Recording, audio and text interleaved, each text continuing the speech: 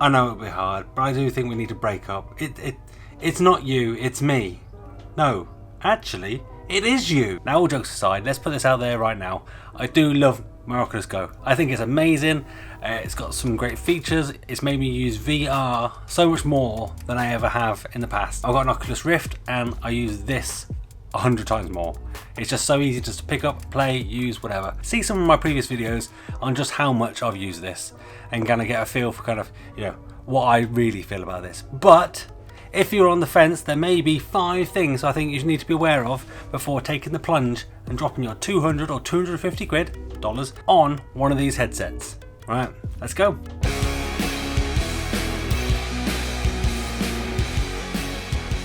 Before we get started, a quick shout out to Ben Lister for dropping some pennies in the old Remarker's back pocket fund.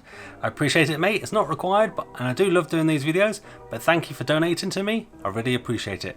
Details in the description if anybody else would like to drop me any pennies. Number 1 is battery life. The Oculus Go has a 2600 milliamp battery, which is probably about what you get in a mobile phone these days. Obviously the Oculus Go is a little bit bigger than a mobile phone, but it does run on mobile phone processors and sort of internals. So it is very similar to a mobile phone. I mean, it's technically based on the Gear VR system anyway. It's also got a lot of stuff going on in there, you know, motion sensors and screens and all sorts, you know, speakers and that, all draining power and going at the same time. So you can kind of expect that 2600 milliamp battery to last about 2 hours, they say, in gaming, and about 2.5 hours if you're just watching video. Probably say that's about right. I mean, it's what I kind of get. You may be thinking that doesn't sound too bad. I can watch a film in it. That's probably as long as a flight might take me, or a trip somewhere or something. Maybe I can just, you know, plug it in while I'm using it. Well, yes you can, and that does work. You can plug power banks in, you can plug it in while you're using it, but the Oculus don't recommend you do that. The unit does overheat a bit more, and I have seen people say that their Oculus Go turns off when it gets too hot. Now, I've not had that happen to me, and I have used it a fair few times with it plugged in, but it's something to bear in mind that the battery life is, you know, sort of limited. You can't replace the battery, take it out, and if you do charge it while using it, you may overheat the unit and it will turn off. But that's a safety feature, so that's good. It won't overheat and damage the unit, but it will turn itself off. So that's number 1 to consider.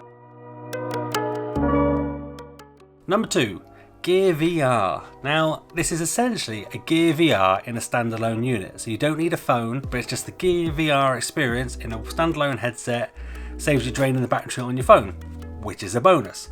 But essentially that's what it is. So when it says that on launch there was 1,000 titles and experiences for you to enjoy, yes there was, but most of it came from the Gear VR. So some of it is restrictive, as in the controller doesn't have as many functions because it's made for Gear VR. You control it with just your head because they don't expect you to have a controller, which you obviously do get with every one of those, but you don't with all Gear VRs. And some of those games and experiences just won't be updated. Some of them are getting extra features added because the developers are still out there pushing on with it, but a lot of them aren't. So they are what they are. They're still good experiences and definitely worth checking out, most of them, because they are still good stuff, but it's not fresh stuff. There is some exclusive content for the Oculus Go, but it is limited at the moment. But hopefully once people get into it, you know, a few months down the line, we're going to be seeing lots of stuff. But for now, if you've got a Gear VR already, it's probably about 80-90% of the experience. So it's just one to consider.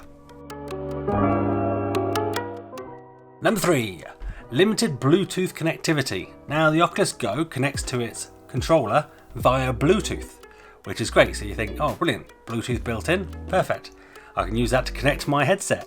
No you can't, it doesn't let you do that. You have to use the Oculus app to connect it to a controller, so either to connect it to this one or a Bluetooth controller, but you can't connect anything else other than controllers. So there's no headsets, there's no mice, there's no keyboards, there's no nothing. If it's not a controller, you can't connect it. And even then it's not all controllers, so you do need to check and test to make sure that yours works with the headset. Is it an issue that you can't connect a Bluetooth headset? Not really, because it has the headphone jack just here, and if it's on your head already, the wire doesn't really have to go very far. It can be easily tucked up and it's essentially wireless anyway. So do you need a Bluetooth headset? Probably not. Some people I know are quite passionate about their Bluetooth stuff, and unfortunately it doesn't support it. Maybe in the future it will, but at the moment, no go. Number 4, and that's to do with this baby here. So this is the Oculus Go controller. So it's a one-handed controller, comes with just the one controller. It has a touchpad, which I'll be honest isn't the most accurate and finessed touchpad I've ever experienced, but it works. It's clicky as well. You have a trigger and you have two buttons, a back and an Oculus home button. The controller itself functions as you kind of imagine it would. You just literally point it around and click buttons. There's no sort of moving it around, there's no grabbing things with it, there's no thing, reaching down to pick things up. That just doesn't exist with this controller. It literally is just sort of point and click and kind of wave around. Unfortunately, you can't connect a second one, because that would be great, having two controllers to pick up stuff and do things with and hold a gun, or I don't know, do all sorts of things that, say a full VR system has, like play Beat Saber. But at the moment, you can only have one controller at a time. If you're used to having two controllers in full VR with the Rift or the Vive, bear in mind that you only get one with this, and it only works with one. And finally, in the same vein, 6 degrees of freedom. You don't get that. So with the controller, it literally is a set point in space. You kind of point and turn it and that sort of thing. There's no sort of moving it back and forward, up and down, that sort of thing. And the same goes for the headset. You're kind of a static camera looking around. You can't duck down, you can't look around things, you can't move forward and that sort of stuff. So you literally, it's more for sort of standing or sitting experiences sort of thing. So if you kind of played Rift or Vive, you don't get that sort of moving around, sort of walking around your room and technically fear of bumping into things sometimes or getting too close with the controller and whacking things. You don't really have to worry about it too much. But it is definitely a more of a sitting and standing experience than a wandering around play space experience. So negative that you can't move around, but a positive that you can have the full Oculus Go experience basically by sitting down. So take that as real. And as a bonus one, if you already own a Rift or a Vive, is it worth getting an Oculus Go? Now, I own a Rift and I would say yes. I get a lot of use out of this compared to my Rift. If you've already got a Rift or a Vive and you're so used to that movement and that control and the bigger and more featured games and that sort of content that's available on there, a lot of it isn't available on here, so you will be missing that. So if you've already got a Rift or a Vive, you've got all your sensors set up, they're permanently there, and it's just a case of kind of switching on your PC, sticking your headset on it and doing it, then maybe the Go isn't the best solution for you. You've already got a superior option for VR. However, if you don't have the space and the room for it, I don't have the space to keep my Oculus Rift set up all the time, I have to sort of take time to set it all up, then the Oculus Go is definitely one to go for. Because as I say, I've been using it a lot more just because of the ease of picking up and having a go. There's no sort of setting up, there's no worrying about putting sensors out and calibrating and that sort of thing. It's literally on go, let's have a play.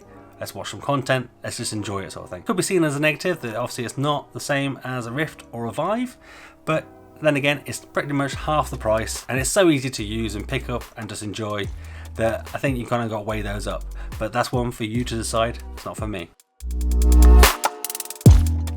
So there you go, that's 5 things you want to consider, technically 6, before you pick yourself up an Oculus Go.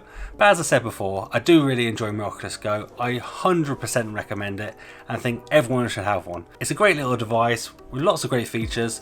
Lots of new stuff's coming out, the community's really getting behind it, and as more and more people pick this up, the more and more developers will create great content for this, and we've got loads of stuff to look forward to. Let me know in the comments down below if you think there's any things I've missed, any negatives you think people should be aware of before they purchase an Oculus Go. Also let me know what's the best feature. What do you think is the best feature of the Oculus Go? Maybe we'll feature that in the next video. So hopefully that video has been useful. If it has, give the video a thumbs up. If it hasn't, give it a thumbs down, but do let me know in the comments down below why you didn't like the video, and I'll see what I can do for next time. I think that's me done.